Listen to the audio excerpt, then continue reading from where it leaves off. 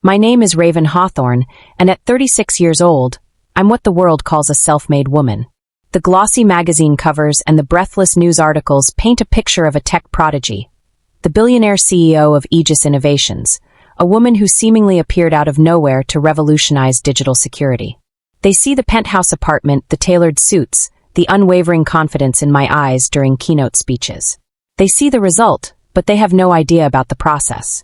They don't know that the story of how I made myself began on the day my parents decided to unmake me, sending me away to a place that was meticulously designed to break human spirits. They shipped their rebellious 16-year-old daughter off to a gothic nightmare called Blackwood Preparatory Academy, hoping to sand down my sharp edges and mold me into something more socially acceptable, something that wouldn't be an embarrassment at their cocktail parties. They never imagined that 20 years later, I'd come back. Not as a broken victim seeking apologies, but as the new owner. I've learned many things in my life, but the most important is this. The sweetest revenge isn't just success. It's rewriting the rules of the very place that nearly erased you. It's about turning a prison into a sanctuary. Before I dive into how a girl in a threadbare, humiliating uniform ended up in the headmaster's chair, holding the fate of her former tormentors in her hands, I want to hear from you. Let me know where in the world you're watching from in the comments down below. And if you have ever, even once, been underestimated, belittled, or told you were not enough, do me a favor and hit that like button, because this story is for you.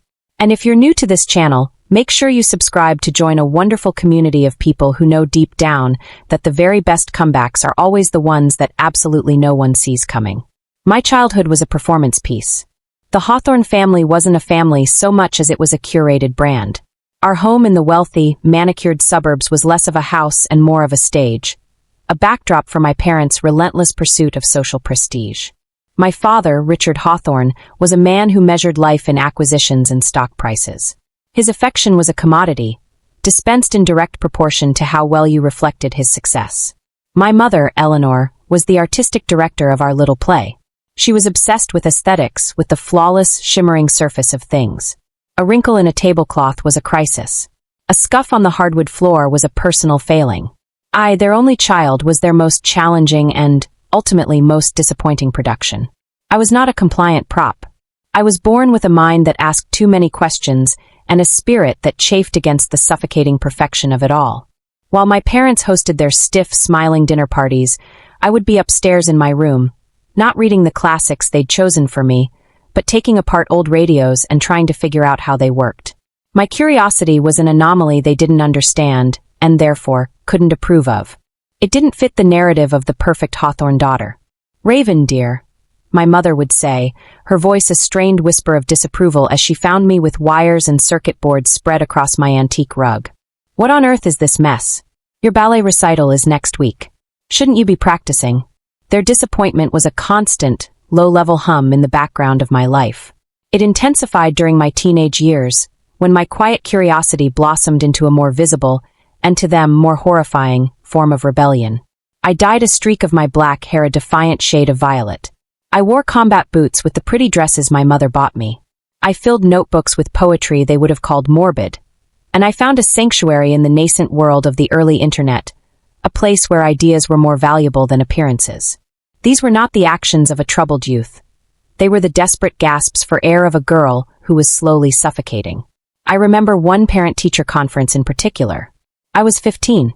My art teacher, a woman who believed creativity should be as orderly as an algebraic equation, had given me a low grade on a project. I had painted a chaotic, abstract piece full of clashing colors and raw emotion, while the assignment was to paint a serene landscape. My mother sat beside me, her back ramrod straight, her knuckles white as she clutched her purse. The teacher, a Mr. Harris, droned on about my lack of discipline and unwillingness to follow simple instructions. He saw insubordination. I had tried to explain that I was painting my internal landscape, which was anything but serene. My mother didn't defend me. She didn't try to understand. She just smiled a tight, brittle smile and said, "We are so sorry, Mr. Harris. We will have a serious talk with Raven. This defiant streak is something we are actively working to correct." In the car on the way home, she didn't look at me. She just stared straight ahead and said, "Do you have any idea how humiliating that was? To have a teacher tell me my daughter is uncontrollable. The ultimate sin, the one that sealed my fate, was a quiet act of digital justice.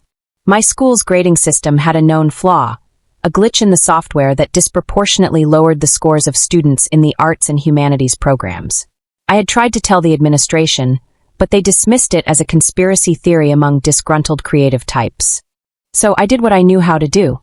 I spent a week in my room, fueled by cheap soda and a burning sense of injustice, and I found a backdoor into the school's server. I didn't change any grades. I didn't cause any damage. I simply wrote a script that compiled all the data, tracked the flaw, and generated a detailed report proving its existence. I emailed it anonymously to the school board and the Parent-Teacher Association. I thought I'd be a hero. Instead, I was a pariah. The school, in a panic, hired a cybersecurity firm to find the source of the breach. It didn't take them long to trace it back to my home IP address. The public embarrassment was more than my parents could bear. This wasn't just a disobedient phase anymore. This was a potential scandal. This could tarnish the Hawthorne name. The conversation happened in my father's study, a room paneled in dark with that always smelled of leather and disapproval. He didn't yell. He was worse than that. He was calm, clinical, as if he were discussing a hostile takeover of a failing company. "The school has agreed not to press charges," he began, his voice devoid of any emotion. "On one condition." My mother stood by the fireplace, wringing her hands. "Raven," she said, her voice trembling slightly. "We've found a place that can help you. A wonderful school. It's called Blackwood Preparatory Academy. It specializes in providing structure for bright but difficult children. It has a wonderful reputation for course correction." She said course correction like it was a desirable elective, like learning French or trigonometry. I knew what it was. It was a place you sent the children you wanted to disappear. "You're sending me away," I whispered, the reality crashing down on me. My father finally looked at me, his eyes as cold and hard as granite. "We're giving you a chance to fix yourself, Raven. You should be grateful. We can't have this chaos in our lives. We can't have the constant worry of what you'll do next. Your things are already packed." The drive to Blackwood was a 3-hour funeral procession for my childhood. My father drove, his jaw set in a grim, unyielding line. My mother sat in the passenger seat, staring out the window, occasionally dabbing at her eyes with a silk handkerchief, her grief not for me, but for the perfect family portrait I had shattered. I sat in the back, a silent prisoner, watching the manicured lawns of our neighborhood give way to highways, then to lonely country roads that snaked through dark, foreboding forests. The silence in the car was a physical thing, a heavy blanket of unspoken accusations and terminal disappointment. Blackwood Preparatory Academy rose from the mist like a bad dream. It was a sprawling, Gothic monstrosity of gray stone and pointed arches, surrounded by a high, wrought-iron fence that was clearly meant to keep people in, not out. The windows were long and narrow, like arrow slits in a fortress, and what little glass was visible was thick and distorted. As we pulled up the gravel driveway, I could feel the hope draining out of me. The air itself seemed different here, colder, heavier, smelling of damp earth and disinfectant. My parents didn't get out of the car. A severe-looking woman in a gray dress came out to meet me. My father just rolled down the window and passed her a thick envelope, presumably the first tuition payment. My mother finally turned to look at me, her face a mask of strained sorrow. "Be good, Raven," she whispered, as if good was a costume I could simply put on. Then they drove away, leaving me standing on the gravel with a single suitcase and a rising sense of dread. The inside of the school was even more oppressive than the outside. The halls were dark and cold, the stone floors echoing with every footstep. My guide led me to the headmaster's office. And there I met him, Headmaster Alastair Finch. He was a tall, skeletal man with thin, silver hair combed tightly over his scalp and eyes the color of a winter sky. He sat behind a massive oak desk, his fingers steepled, regarding me not as a child, but as a problem to be solved. "Miss Hawthorne," he said, his voice a low, gravelly rumble. "Welcome to Blackwood. I have read your file. It seems you are a very creative young woman. We discourage unconstructive creativity here. We value discipline. We value conformity. We value respect." He proceeded to lay out the rules of my new existence. My suitcase was taken from me, its contents to be evaluated. My personal clothes, my books, my notebooks, all confiscated. I was handed a uniform, a shapeless, scratchy gray jumper, a plain white blouse, and a pleated skirt that was 2 inches too long. There was to be no unauthorized communication with the outside world. All letters, incoming and outgoing, would be read and censored by his office. Our days would be governed by a rigid schedule, from the 6 a.m. wake-up bell to the 9 p.m. lights out, every minute filled with classes, mandatory reflection periods, and character-building labor, which turned out to be a euphemism for scrubbing floors and weeding the overgrown gardens. Here at Blackwood, Finch said, a thin, cruel smile playing on his lips, we strip away the superfluous distractions of modern life. We help our students find their true character, buried beneath all that adolescent rebellion. What he meant was that they would strip away my identity until nothing was left but a hollow, obedient shell. Life at Blackwood was a slow, methodical process of dehumanization. The place ran on a currency of fear and shame. The classes weren't about learning. They were about rote memorization and mindless repetition. To ask a question that challenged the teacher's lesson was to be labeled defiant. To express a unique opinion was arrogance. We were not students, we were inmates. The other girls were much like me, spirits sent here to be broken. Some were angry, some were sad, but most were just numb, their eyes holding a dull, vacant look that terrified me. They had learned that the easiest way to survive was to become invisible. I tried to hold on to a piece of myself. I found a friend in a girl named Maya, a quiet, gentle soul who had been sent to Blackwood for the crime of wanting to be an artist instead of a lawyer like her father. We found solace in each other's company, whispering in the dark of our Spartan dormitory after lights out. One afternoon, we were caught sharing a tattered book of Emily Dickinson's poetry that Maya had managed to smuggle in. We were taken to Finch's office. He didn't yell. He held the book as if it were a venomous snake. Unapproved literature, he intoned, fostering disruptive emotional attachments. Our punishment was to stand in the center of the main courtyard for 5 hours, through the cold and the drizzling rain. We were a public spectacle, a warning to the other girls. I watched Maya's spirit crumble under the weight of the humiliation, her silent tears mixing with the rain on her cheeks. I didn't cry. I felt something else hardening inside me, something cold and sharp, like a shard of ice forming in my heart. It was a silent vow. I would not let them break me. I would survive this. The so-called therapy sessions with Finch were the worst part. They were weekly interrogations disguised as counseling. He would sit behind his desk, holding a letter from my parents. They wrote every week, their letters filled with updates about their social lives and passive-aggressive hopes for my improvement. Finch would read them aloud, but he would twist the words, adding his own cruel spin, his voice dripping with condescending pity. Your mother mentions she attended the symphony last night. She writes, we wish Raven could learn to appreciate such beauty. You see, my dear, even she recognizes your lack of refinement. They are deeply disappointed in you, Raven. They pray every day that you will learn to be a daughter they can finally be proud of. He was a master of psychological warfare, using my parents' emotional neglect as a weapon to reinforce my own feelings of worthlessness.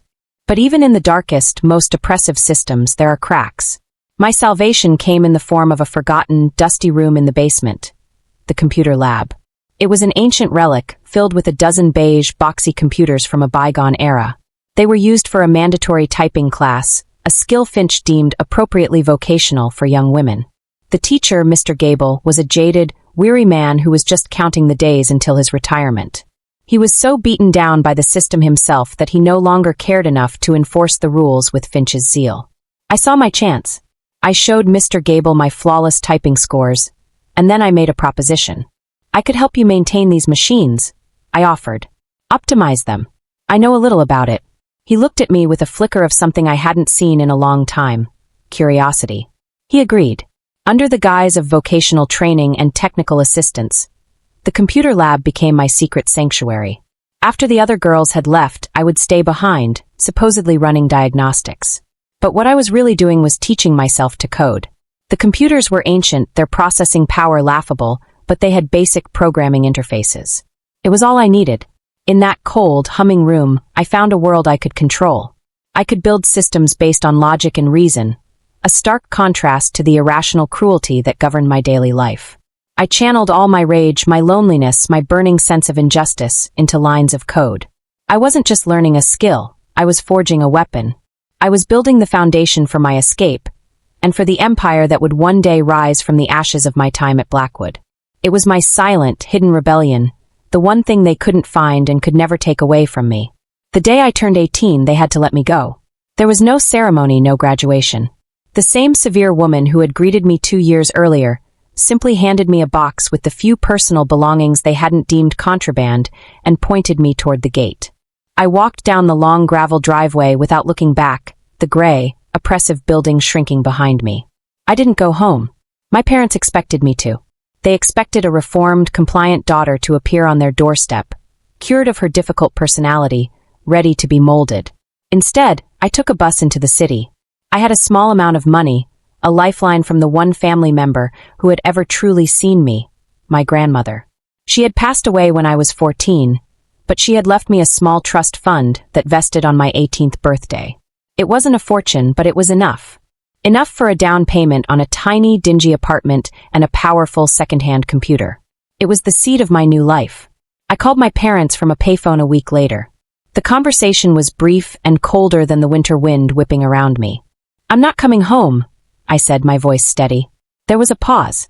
Then my father's voice, sharp and laced with fury. "What? After everything we've done for you? After we spent a small fortune on that school to fix you?" "You didn't fix me," I said. "You just showed me exactly who you are."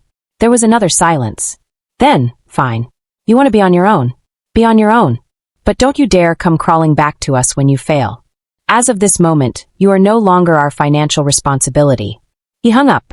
I stood there, holding the dead receiver, a strange sense of liberation washing over me. He thought he was punishing me. In reality, he had just set me free. The years that followed were a blur of struggle and relentless work. I lived on ramen noodles and cheap coffee, my life revolving around the glowing screen of my computer. I worked menial jobs during the day, waitressing, data entry, anything to pay the rent, and at night, I coded. I enrolled in online university courses, devouring every scrap of knowledge I could find about computer science, cryptography, and network architecture. I was building on the foundation I had laid in the dusty basement of Blackwood, sharpening my skills, turning my anger into ambition. It was during this time that I met Dr. Eris Thorne. He was a semi-retired computer science professor who moderated some of the academic forums I frequented. He noticed my work, the elegant, unconventional solutions I proposed to complex problems. He saw the raw, untamed talent that my parents had dismissed as defiance and Blackwood had tried to crush. Eris became my mentor. He challenged me, pushed me, and for the first time in my life he validated me. "Raven," he told me during one of our late-night video calls, "your perspective is unique. You don't just see the code. You see the system behind the code. You understand how systems can be used to control people. And you know how to build them to empower people instead." He was the first person to understand that my past wasn't a liability. It was my greatest asset. He connected me with a few contacts in the burgeoning tech world, giving me the small push I needed. My first breakthrough was a small piece of security software I developed in my tiny apartment. It was an encryption protocol that was more nimble and less resource-intensive than anything on the market. I sold it to a small startup for $30,000. It felt like $1 million. It wasn't just the money, it was the proof. The proof that I could create something of value, that my mind, the very thing my parents and Finch had tried to break, could build something the world wanted. It was the first brick in my new foundation. With that seed money and a loan co-signed by Eris, I founded my own company. I called it Aegis Innovations. The Aegis was the mythical shield of the Greek gods, a symbol of protection. I was determined to build technology that protected people, that gave them control over their own digital lives, the very autonomy I had been so brutally denied. The early days of Aegis were grueling. I was the CEO, the lead programmer, the janitor, and the coffee maker. I faced down sexism from investors who condescendingly called me little lady and asked when the real boss would be joining the meeting. I fought off a larger company that tried to steal my intellectual property. Every obstacle, every dismissal, only fueled my determination. The hardening I had undergone at Blackwood, the icy resolve I had forged in that cold courtyard, served me well. I was tougher than they expected. The turning point came with the launch of our flagship product, Sovereign. It was a decentralized identity verification platform. In a world where massive corporations were harvesting and selling user data, Sovereign gave individuals complete control and ownership of their digital identity. It was revolutionary. It was born directly from my experience of having my own identity systematically stripped away. The market exploded. Sovereign became the new gold standard in online security. Aegis Innovations went from a struggling startup to a tech unicorn almost overnight. Suddenly, I wasn't just Raven Hawthorne, the girl who survived. I was Raven Hawthorne, the visionary CEO. The tech magazine started calling. Forbes wanted to put me on their cover. I was giving keynote speeches at conferences in front of thousands of people. And then, predictably, the phone rang. It was my mother. Her voice was syrupy sweet, a tone I hadn't heard since I was a small child. Raven, darling, we saw you on the news. Oh, we are just so incredibly proud of you. Your father and I were just saying, we always knew you had it in you. The hypocrisy was so staggering it was almost comical. I listened, my face a blank mask, as she went on, seamlessly rewriting history, painting themselves as the supportive parents who had given me the tough love I needed to succeed. I didn't argue. I didn't confront her. I just said, "Thank you for calling, Mother. I have to go. I have a meeting." I kept the conversations short, polite, and sterile. They would occasionally name-drop me at their country club, basking in the reflected glow of my success. They wanted the prize, but they refused to acknowledge the price I had paid. Each call was a small test of the boundaries I had built around my heart, and each time, the walls held firm. The past had become a distant country, one I rarely visited. Until one Tuesday afternoon. I was in my office, a minimalist space of glass and steel on the top floor of the Aegis Tower, looking out over the sprawling city. An email popped up on my screen. It was from the corporate finance division of my company, flagged as low priority. The subject line read, "Potential asset acquisition opportunity, educational sector." I almost deleted it, but something made me click it open. It was a prospectus from a financial services firm tasked with liquidating the assets of a failing educational institution in upstate New York. The institution was on the brink of bankruptcy, its debts insurmountable, its enrollment at an all-time low. And then I saw the name, Blackwood Preparatory Academy. The world seemed to fall away. The sleek, modern office disappeared, and for a moment I was 16 again, standing in a cold, damp courtyard, the smell of rain and despair in my nostrils. I could hear Finch's gravelly voice, feel the scratchy wool of the uniform against my skin, see Maya's tear-streaked face. All the memories I had so carefully packed away and buried came rushing back, not as a flood of pain, but as a surge of ice-cold clarity. An idea, wild and audacious, sparked in my mind. It was more than an idea, it was a command. I sat there for a long moment, the city lights beginning to twinkle below me. Then, with a steady hand, I forwarded the email to my chief financial officer, a brilliant, no-nonsense woman named Jia. My instructions were very simple, just 6 words in the body of the email. Subject, urgent. Acquire this. Immediately. And arrange a board meeting. The drive back to Blackwood was a surreal journey through time. 20 years had passed, but the lonely country roads felt hauntingly familiar. I drove myself, my electric sedan gliding silently through the same dark forests that had once seemed so menacing. They didn't scare me anymore. When the imposing iron gates of the academy came into view, I felt a strange calm settle over me. The building was just as I remembered it, a gray stone beast hulking against a gray sky, but it seemed smaller now, less a fortress and more a mausoleum. The decay was visible. Patches of moss grew on the stone, and some of the narrow windows were boarded up. It was a place that time and decency had forgotten. I parked my car and walked up the gravel path, the crunch of my boots the only sound. I was met at the door not by a severe woman, but by a harried-looking man in an ill-fitting suit who introduced himself as a junior board member. He led me through the same cold, echoing halls to the headmaster's office, which now served as the boardroom. The air inside was thick with the smell of old paper, dust, and desperation. Seated around the massive oak table were 5 old, tired-looking men, their faces etched with the anxiety of failure. And at the head of the table, looking like a ghost from my past, was Headmaster Alastair Finch. He was ancient now, his frame shrunken, his silver hair thinned to a few pathetic strands. But his eyes, though clouded with age, still held that same flicker of cold, judgmental authority. They didn't recognize me. Of course they didn't. They saw a woman in a sharply tailored suit, radiating an aura of wealth and power that was utterly alien to this place. They saw a potential savior, a wealthy philanthropist who might be foolish enough to bail them out. Finch stood, his movements stiff, and offered a weak, brittle smile. "Miss Hawthorne," he began, his voice a dry rustle of its former gravelly self. "We are so grateful you were willing to meet with us. Blackwood has a long, storied history of shaping the character of young people. We believe in discipline, in structure. We are a vital institution, but we have fallen on hard times." He launched into a pathetic, sycophantic pitch, painting the school as a noble bastion of traditional values that was being threatened by a changing world. The other board members nodded along, their expressions pleading. I let them finish. I let the silence hang in the air for a long moment, enjoying the uncomfortable squirming it produced. I placed my leather portfolio on the table and opened it with a soft click. Gentlemen, I said, my voice quiet but carrying to every corner of the room. I've reviewed your financials. They're not just bad, they're abysmal. This institution isn't on the brink of collapse, it's in a state of freefall. A donation won't save you. You're far beyond that.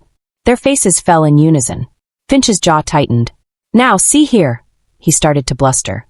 We are a proud. I cut him off, my voice turning to steel. But I'm not here to make a donation. I reached into my portfolio and pulled out a single, thick document. I slid it across the polished surface of the table. It stopped directly in front of Finch. I'm here to inform you that as of 9 a.m. this morning, my holding company, Aegis Innovations, completed its acquisition of this school and all its attendant assets and liabilities.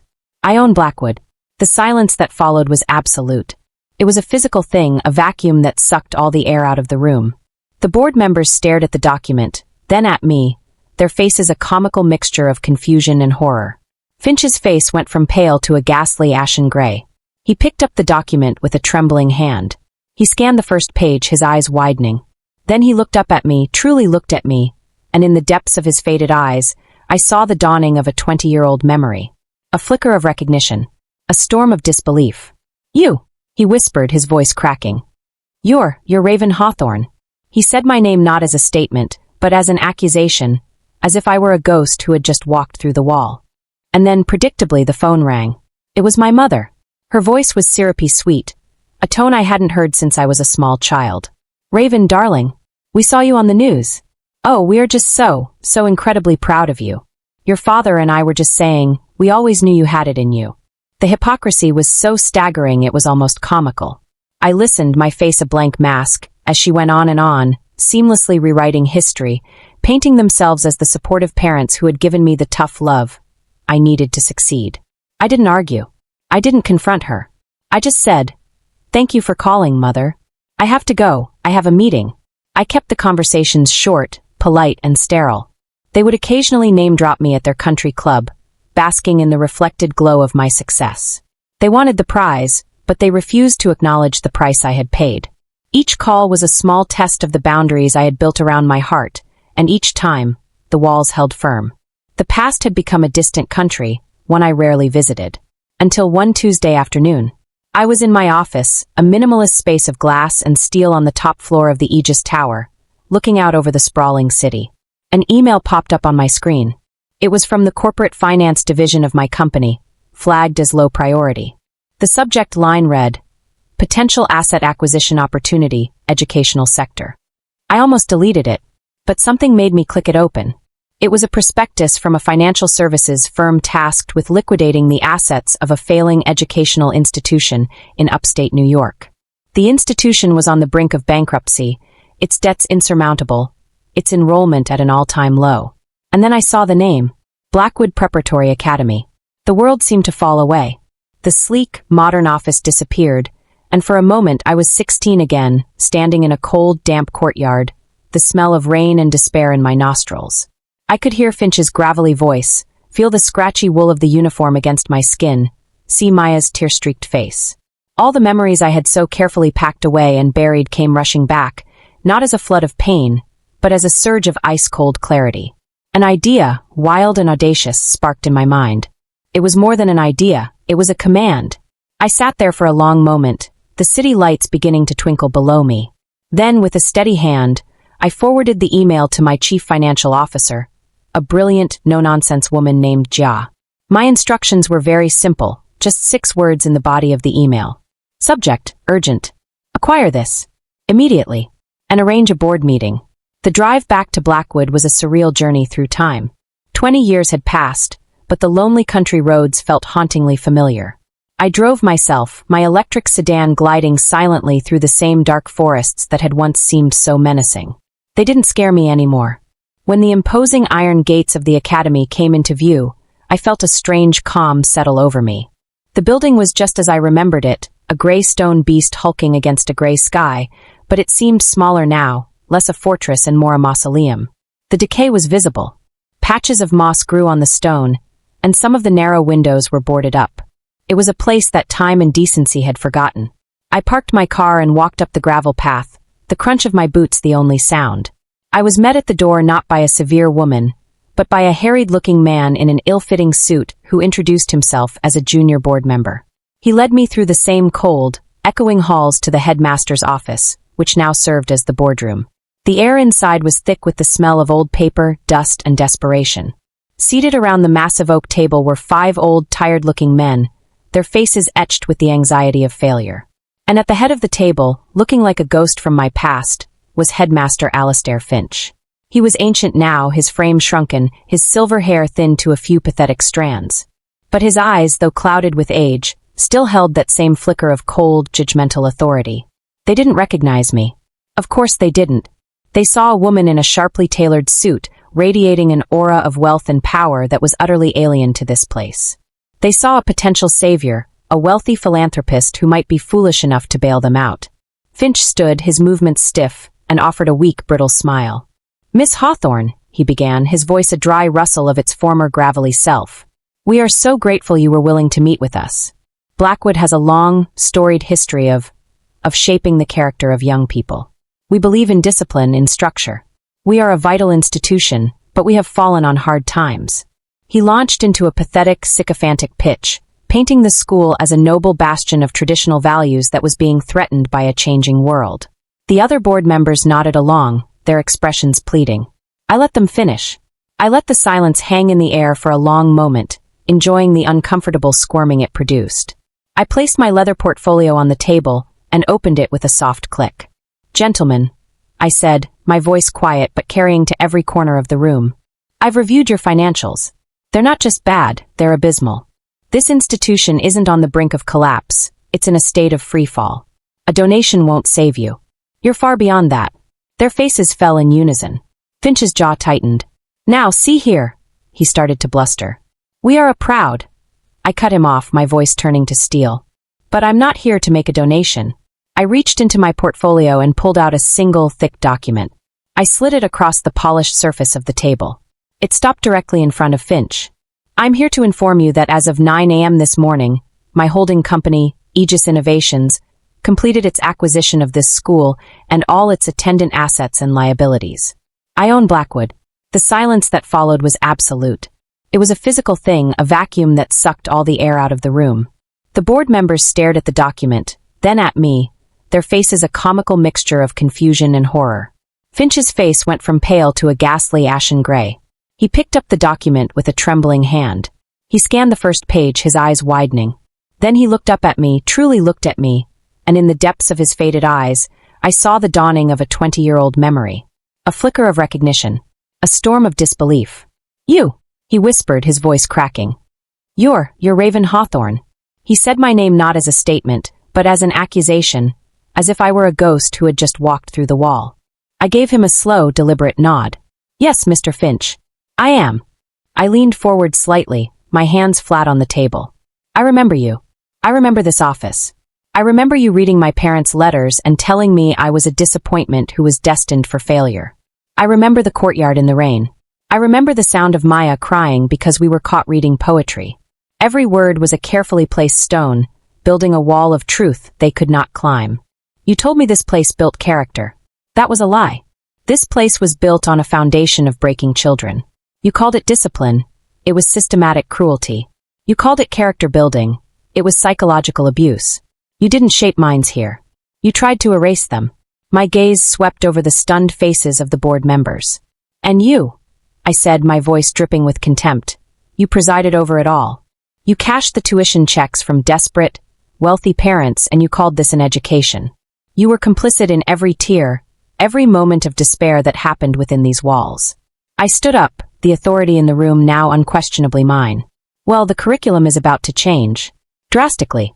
I looked directly at Finch, whose face had crumpled into a mask of utter defeat. "Effective immediately, the board is dissolved. Your positions are terminated. Mr. Finch, your employment is terminated. You have 1 hour to clear your personal effects from your office. Security will escort you from the premises. A small gasp escaped one of the board members. Finch looked as if I had physically struck him. "You can't," he began. "I can," I said, my voice like ice. "I just did. Blackwood Academy, as you know it, is closing its doors effective today. It will remain closed for a 6-month overhaul. When it reopens, it will not be a place of correction. It will be a place of restoration." I let that sink in. The new curriculum will be built on 3 pillars. The first is restorative justice, not punishment. The second is unfettered creativity, not soul-crushing conformity. And the third, and most important, is comprehensive, compassionate mental health support, not public shaming. I started to pace slowly behind my chair, my voice growing stronger with every word. We will hire licensed therapists, not wardens. We will bring in artists and poets and engineers, not drill sergeants. We will have a state-of-the-art computer lab.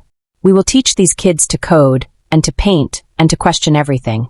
We will teach them that their minds, their spirits, their unique and beautiful quirks are not something to be broken and rebuilt in a more convenient shape, but something to be nurtured, celebrated, and unleashed. I stopped and looked at Finch one last time as 2 uniformed security guards, my security guards, entered the room and stood on either side of him.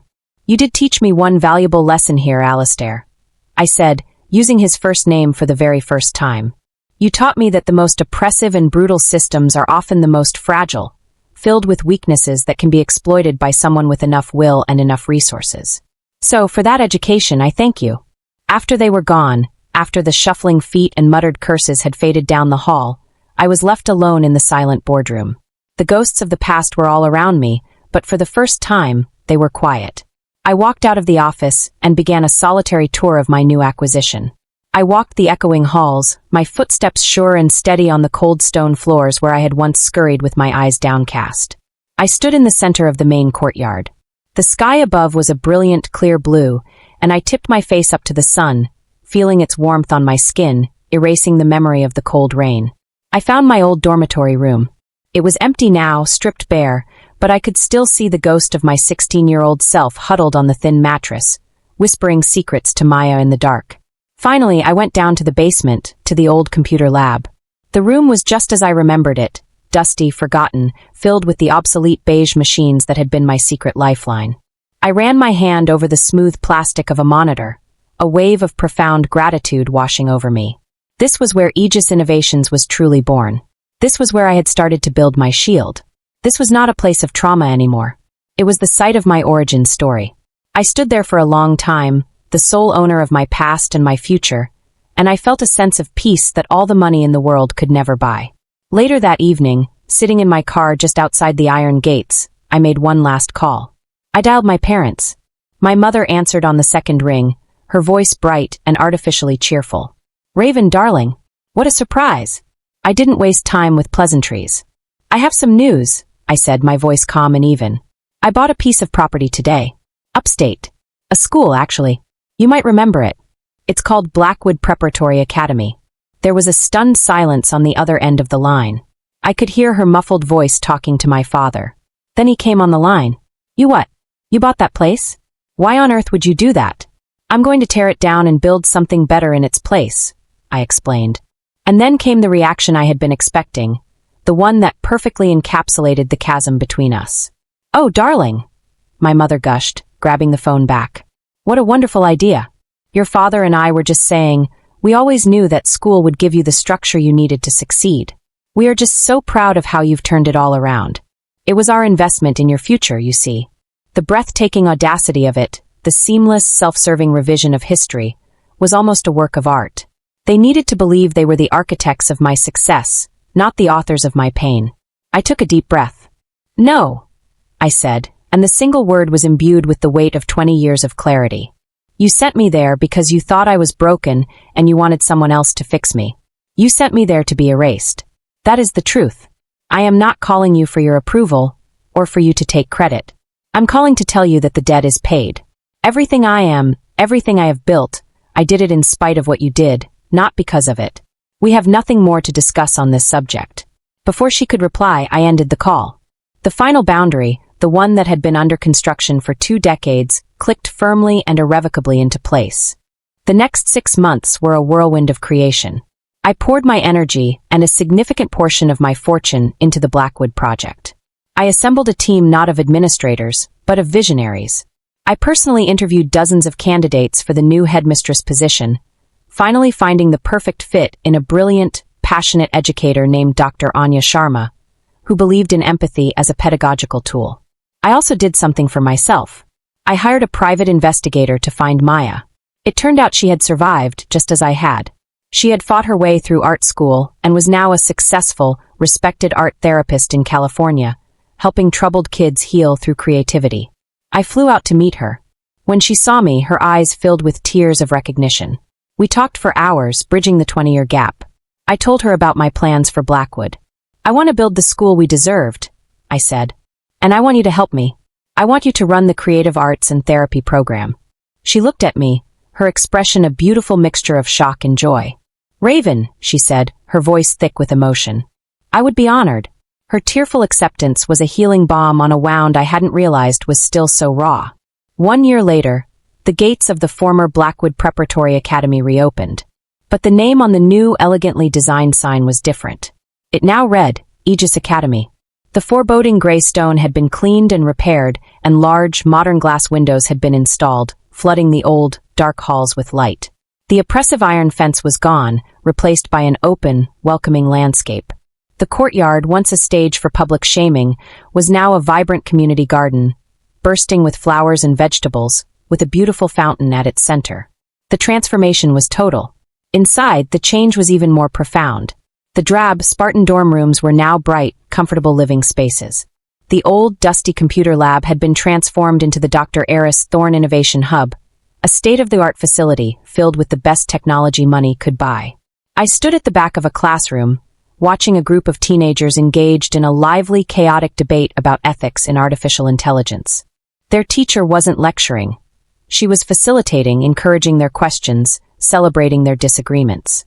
In another room, I saw Maya, her face alight with passion, guiding a student through a large, expressive painting. There was laughter in the halls. There was music. There was life. I wasn't the headmistress. My work was in the world outside these walls. But I was the chair of the board and a frequent guest lecturer. I was a mentor. My favorite place to visit was the Innovation Hub. I would spend hours there teaching a new generation of bright, inquisitive minds how to code. One afternoon, a young girl with defiant purple streaks in her hair and a mind as sharp as a tack showed me a piece of code she had written. It was an elegant, ingenious solution to a problem that had stumped the rest of the class. She looked up at me, a little nervous, a little proud. "Is it okay?" she asked. I looked at her, and in her eyes, I saw a reflection of my 16-year-old self. But her reflection wasn't tinged with fear or shame. It was bright with potential. I smiled, a genuine warm smile. "It's not just okay," I told her. "It's brilliant." I stood in the courtyard that evening, watching the sunset paint the sky in shades of orange and violet. For 20 years, the memory of Blackwood had been a scar, a dark place in my soul. I thought building a successful company would heal it. I thought $1 billion would be the ultimate proof that they were all wrong. But buying this place, tearing down its rotten foundations and building something beautiful and life-affirming in its place, that wasn't revenge. It was reclamation. I wasn't fixing my past. I was investing in a future where no other child would have to endure what Maya and I, and so many others, had gone through. In that moment, I finally, truly understood that my worth was never up for debate. It wasn't something my parents could bestow upon me, nor was it something Alastair Finch could ever take away. It had always been mine. It had just been waiting for me to claim it. I've learned that the greatest power isn't in proving your tormentors wrong. It's in making their entire worldview, their entire system of cruelty, completely and utterly irrelevant.